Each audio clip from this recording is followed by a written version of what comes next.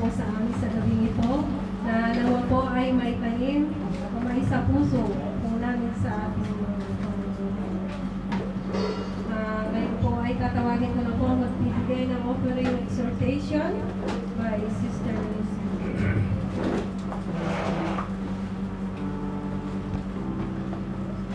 Bless po ba tayo? Yes!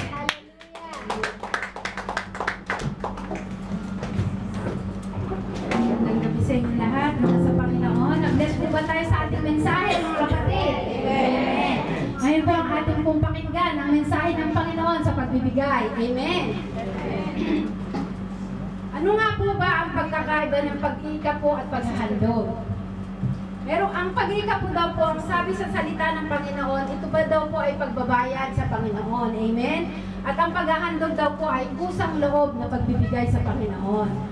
So sabi nga po sa Matthew 23:23, ito po ay kautusan ng Diyos na ang sabi ng Biblia, dapat natin itong gawin, pag-iika po at paghahandog. Amen? Amen. So willing po ba tayo na magbigay sa Panginoon? Amen. Ang question po, bakit po ba kung minsan nagtatanong po tayo, ba't hindi tayo pinagpapala ng Panginoon? Ano po, alam po naman natin kung anong kasagutan. Nakakalimot po tayo sa Panginoon, nanghihinayang tayong magbigay, or kung minsan po dahil sa ating mga kabigatan, sa ating mga pagkukulang, sa ating mga may mga nagpapaaral, pero mga umuupa. Pero ang sabi po niya sa salita niya, na ibigay daw po natin ang para sa Kanya at bubuksan niya ang durunga sa ating buhay. Amen? Ang sabi po sa Lucas 6:30-38, magbigay kayo at kayo ibibigyan ko. Kung ano po ang ibinibigay nyo ay Kanyang ibibigay sa atin. So kung tayo po ay magbibigay, kailangan daw po ay bukas palad tayo, bukal sa ating puso. Amen? Kung tayo po ay magbibigay na tayo napipilitan lamang, hindi daw po masisiyahan ng Panginoon. Amen? Ang sabi niya nga po, ibigay natin yung Kanya. Dahil sabi niya po dito na tayo dapat magbayad ng ikapo. Bakit nga po sa gobyerno nga po, nagbabayad tayo ng taxes. Sa Panginoon din po ba? Ang sabi rin niya sa salita niya, ang lahat ng nasa lupa ay sa akin. Amen? Yes. So kahit po yan ay ating trabaho, binigay niya po sa atin yan upang tayo magbayad ng ikapo sa Kanya. Amen? Ang sabi nga po ng salita ng Panginoon, ang pag-ikapo nga lang hinihingi niya ay 10% lang. Amen? So ang pag-offering daw depende sa ating, galing sa ating puso. So, sabi nga po dyan sa Lucas 6:38, if you give to others, you will given a full amount and will return. I will be packed down, shaken together, and spilling over into your lap. That way you treat others is the way you will be treated. Amen? So, kung ang ating pong Panginoon ay pinghihinayangan natin, manghihinayang din ng Panginoon sa atin. Amen? Gusto niyo po ba yun? Na kung ano lang nilimos natin sa Kanya, nilimusan din lang po niya tayo? Hindi po, di po pa. Ang gusto natin, malaking pagpapala. Amen? Kung magbibigay po tayo ng, tama na yan, yung sobra lang. Ano po, masisiyahan po ba? Kung sa atin din po, na ibibigay ng Panginoon yon na tama na sa iyan, kasi nandadamot ka sa akin.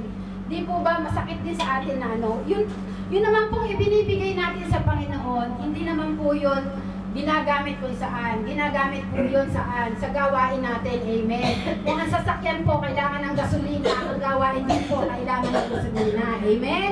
So hindi po ano po ang ating ibabayad sa kuryente, or kasi minsan po nagtatanong, saan na po napupunta yung iniikapo ko? Saan na pupunta yung binibigay ko?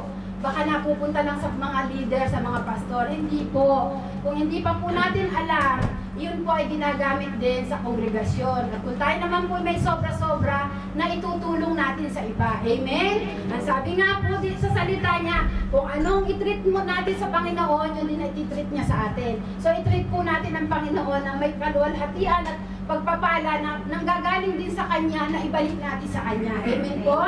Sabi po sa 2 Corinthians 9:6-7, remember this, a few seed make a small harvest, but a lot of seed make a big harvest. Magbigay daw po tayo ng malaki sa Panginoon at makaka-harvest din po tayo ng malaki. Amen? Kung tayo po'y magbibigay ng kakaunti sa Panginoon, kaunti din ang ibabalik ng Panginoon sa atin. Amen po? So kaya po pag anuhan po natin yung mga salita ng Panginoon. At ang sabi naman po niya sa 2 Corinthians 9:7, it's of you must make up your own mind about how much to give, but don't you feel sorry that you must give and don't feel that you are forced to give. Hindi wag daw po tayo magbigay kung napipilitan lamang po tayo. Amen? Magbigay daw po tayo ng bukal sa ating kalooban. Yung talagang gusto natin ibigay sa Panginoon. Dahil ang Panginoon po hindi madamot. Kung tayo po ay hindi magdadamot sa Kanya, ipagkamisan nga po, di po ba natin napapansin na tayo minsan nakakaramdam tayo ng kakulangan sa ating buhay. Pero bakit bigla pong dumarating ang kasagutan? Dahil hindi po natin kinakalimutan ng Panginoon. Amen? Inuuna natin siya sa ating buhay. At sabi niya nga na hindi daw, kung siya daw po ay ating uunahin sa ating buhay, ay uunahin din niya tayo ng pagpapala. Uunahin po tayo ng pagpapala. Amen? So kung tayo po magbibigay sa Panginoon na may may pag-ibig at may yung hindi po napipilitan, ang Panginoon din po ay magbibigay ng malaki sa atin. Amen? So ang sabi nga po, ang pag-iikap po ay pagbabayad sa Panginoon at ang pag-offering daw po ay kusang loob ng sa ating sarili. Kaya po wag po tayo magbigay ng kaunti. Kung meron po tayong may bibigay, unahin po natin ang Panginoon at makikita po natin ang pagpapala na manggagaling sa Kanya. Amen po? Ang sabi nga po sa Malakay 3:10, di po ba? Ang sabi rin niya po dito na wala na yata ako. Ang sabi niya po, di ba? Dalhin daw po natin sa kamalig ng Panginoon ang ating ikapo at bubuksan niya sa atin ang pagpapala ng labis-labis. Kaya kung tayo po magbibigay sa Panginoon, ang Panginoon po ay bibigyan tayo ng siksik-liglig, umaapaw. Amen? So kayo po ba ay willing magbigay sa Panginoon ang hindi lamang napipilitan? At ang sabi rin po ng Panginoon, magbukas pala daw po tayo sa mga nangangailangan. Meron po kaming namatayan.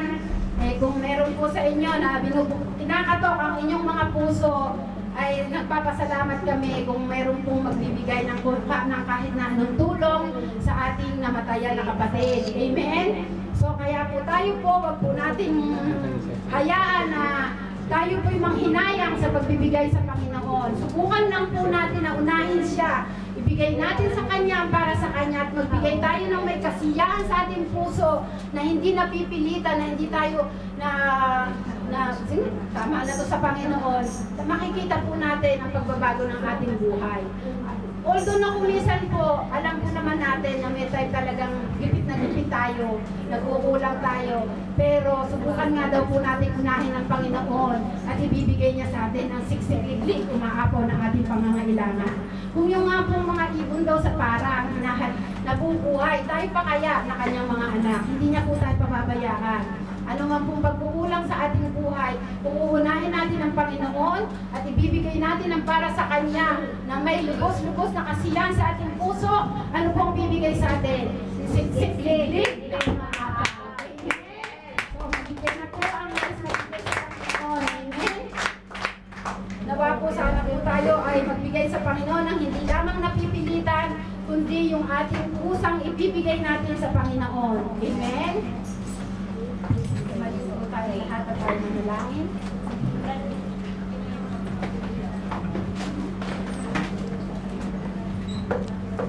Dakilang Diyos, maraming salamat po sa kabutihan mo sa aming buhay, O Lord. Hallelujah.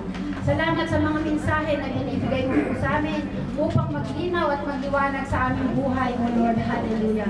Nawa po ang mga salita mo ay maging tanglaw sa aming buhay, na maging daan namin upang kami ay iyong pagpalain, O Lord God. Hallelujah. Turuan mo ang bawat isa, O Lord God, na magbukas palad sa iyo, O Lord, na hindi ka pang hinayangang bigyan, O Lord God. Hallelujah.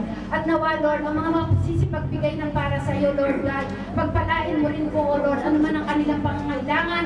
Alam po namin na kung ikaw ang kanilang uunahin, O Lord God, ay bibigay mo ng siksik-liglig na umaabaw ang kapalit nito, O Lord.